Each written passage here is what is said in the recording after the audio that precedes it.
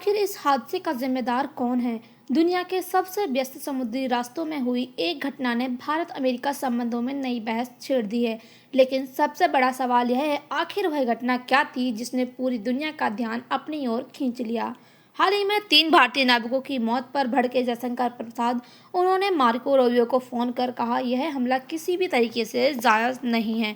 हाल ही में मध्य पूर्व में समुद्री क्षेत्र में एक कमर्शियल जहाज पर हमला किया गया है। इस घटना में 3 भारतीय नाविकों की मौत हो गई है। भारत का कहना है कि यह हमला किसी भी प्रकार का जो यहाँ पर सैन्य हमला नहीं था। यह एक व्यापारिक नागरिक व्यापारिक जहाज था। इसे निशाना बनाना किसी भी तरीके से गलत है।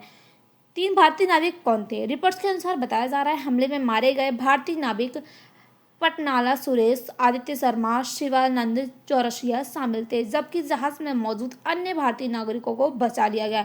यानी कि ये 3 जो भारतीय नागरिक हैं इनकी मृत्यु हो गई और इसके साथ ही और जो भारतीय नागरिक थे उनको बचा लिया गया है। भारत ने क्या कदम उठाया है? भारत के विदेश मंत्री जयशंकर प्रसाद ने अमेरिकी विदेश मंत्री मार्को रूबियो से फ़ोन कर कहा कि ये जो हमला है ये किसी प्रकार का सैन्य हमला नहीं था। ये एक तरीके से नागरिक व्यापारिक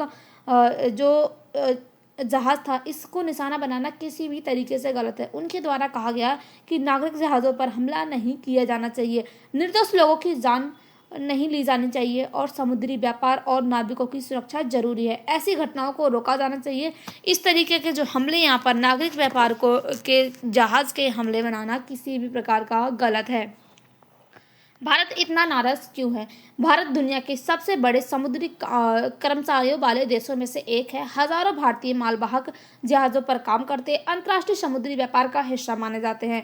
दुनिया भर के समुद्री मार्गों में सेवा प्रदान करते हैं। इसीलिए भारत की किसी भी जो जहाज़ है उस पर हमला करना भारतीय नागरिकों की सुरक्षा से जुड़ा मुद्दा बन गया है।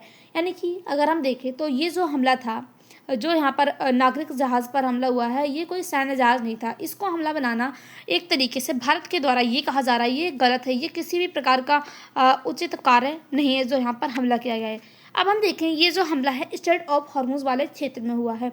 स्ट्रेट ऑफ हॉर्मुज वाला क्षेत्र क्या है? स्ट्रेट ऑफ हॉर्मुज दुनिया का सबसे बड़ा समुद्री व्यापारिक मार्ग है।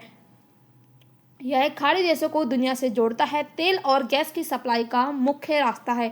यहाँ से पूरी दुनिया का जो 20% तेल है वो यहाँ से आयात होता है, या फिर हम कहें जो पूरी दुनिया का तेल मार्ग है, तेल व्यापार है, वो यहीं से 20% होता है। अगर यहाँ तनाव बढ़ता है तो पूरी दुनिया में जो है इसका असर पड़ता है और जो है ऊर्जा संकट देखने को मिलता है।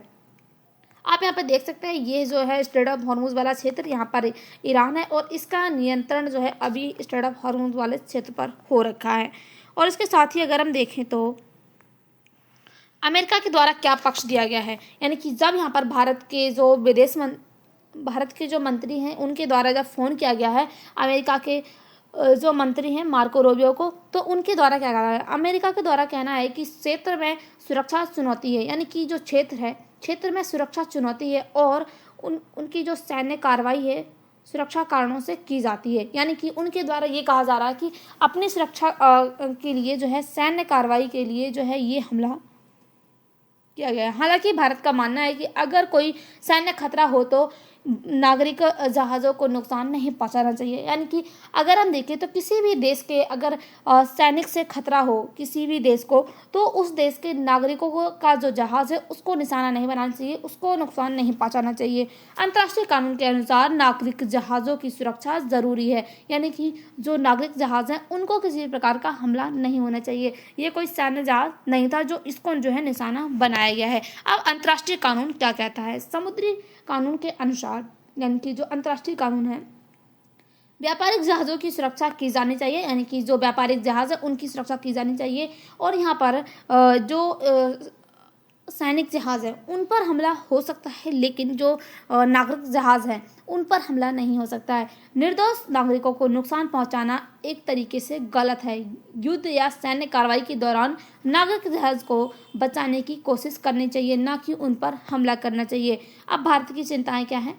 भारत जो है भारतीय नागरिकों की सुरक्षा करना काफ़ी ज़्यादा इम्पोर्टेंट हो गया है, क्योंकि इस समय पे अगर हम देखें तो सैनिक जहाज़ जो है को निशाना ना बनाकर यहाँ पर जो भारतीय नागरिक जहाज़ है उनको निशाना बनाया जा रहा है। समुद्री व्यापार जो है उसकी सुरक्षा करनी चाहिए। तेल और गैस सप्लाई को मजबूत करना चाहिए ताकि हम दूसरे देशों पर आयात ना हो सके। मध्य पूर्व में जो शांति है उसको बनाए रखना चाहिए। उसके साथ ही अंतर्राष्ट्रीय कानून जो है उसका पालन करना चाहिए। अब इससे भारत पर क्या असर पड़ेगा?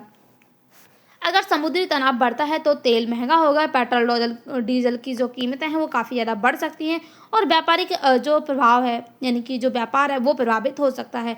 भारतीय नागरिकों की सुरक्षा खतरे में पड़ सकती है, यानी कि जो भारतीय नागरिक व्यापार के लिए दूसरे देशों में जाते हैं उनकी जो सुरक्षा है वो खतरे में पड़ सकती है।